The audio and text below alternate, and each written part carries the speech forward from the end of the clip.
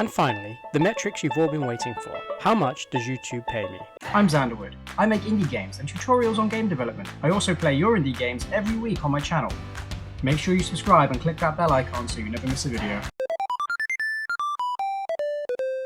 So, it's been 12 months since I started my YouTube journey, and roughly 13 months since I first logged into Construct 3 to follow my first tutorial, and now here I am, making tutorials and money through my hobby and my passion. How amazing is that? Hit that thumbs up button if you agree. In this video, I'm going to share with you my first year experience as a YouTube game dev, reveal my AdSense analytics, additional revenue streams, and share my successes and failures as a game developer and a human being. So let's start with me.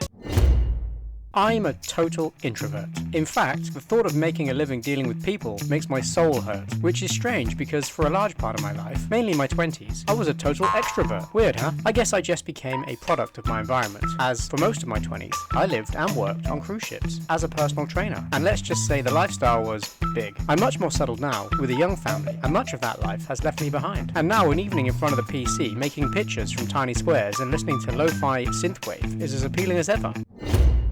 When I first decided to make a YouTube channel, I wholeheartedly did it to make a little money on the side, and perhaps quit the day job that forces me to manage and mingle with people, or at least go part-time, which would allow me to focus more time on the things I actually want to do.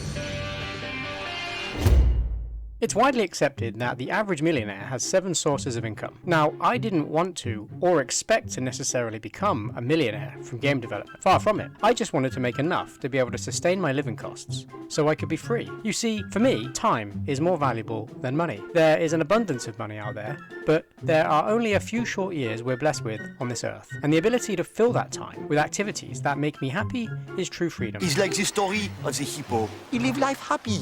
In order for me to attain freedom from my 40-hour per week day job, I would need to generate £100 per day. I'll let you know how close I am later in the video, but before that, here's a look at all the games I've made in the last 12 months in just 60 seconds.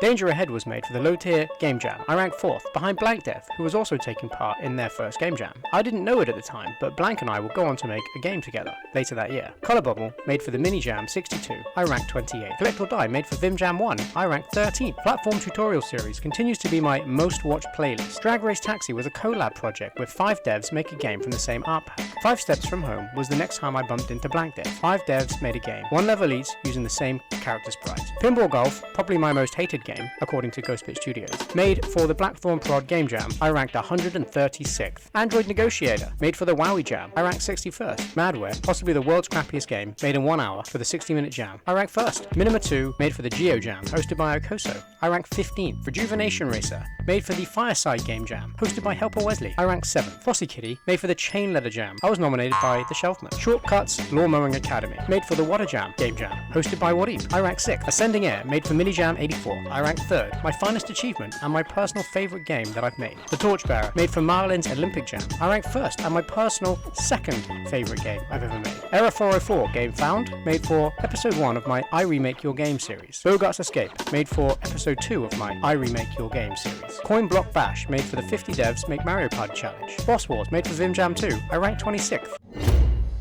I don't sell my games, partly because I don't think they're good or long enough to warrant a price tag, as mostly they're Game Jam games, and secondly because I want people to play them. If I had a price tag, less people will experience my games, and that makes me sad to think about. I do sell game assets, however, and that brings me to revenue stream number 1.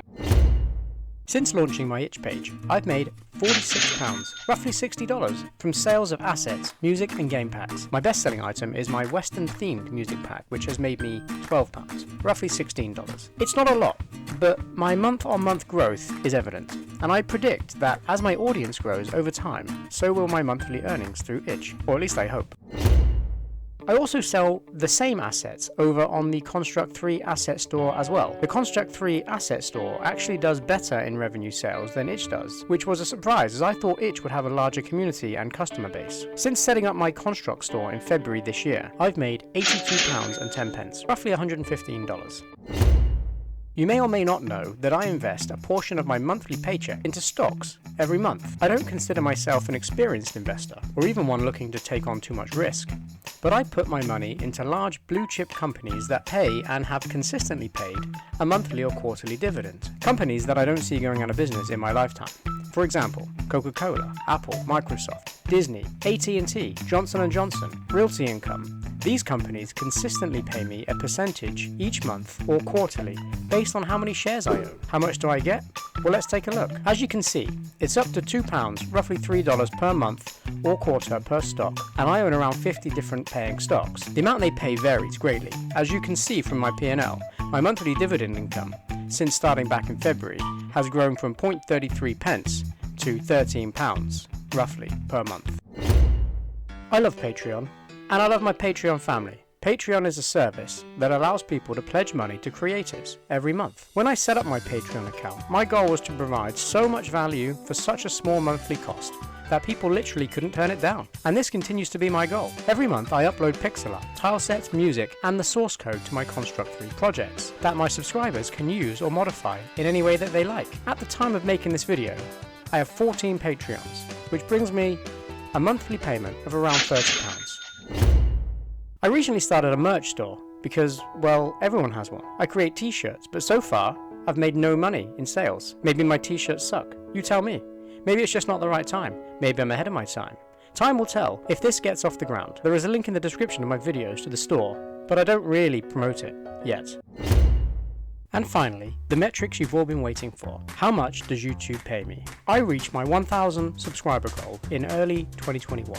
In fact, about 4 months prior to hitting my 4,000 hour watch time goal. I have only been eligible for the YouTube Partner Program since mid-September. Since becoming monetized, I have been receiving around 20p to £2 per day in revenue, which is of course underpinned by my views. YouTube pays you based on every 1,000 views. They call that RPM, or revenue per mil, and this RPM varies greatly depending on the type of content your channel makes. You can see my RPM for October was £2.30, which means for every 1,000 views I receive £2.30.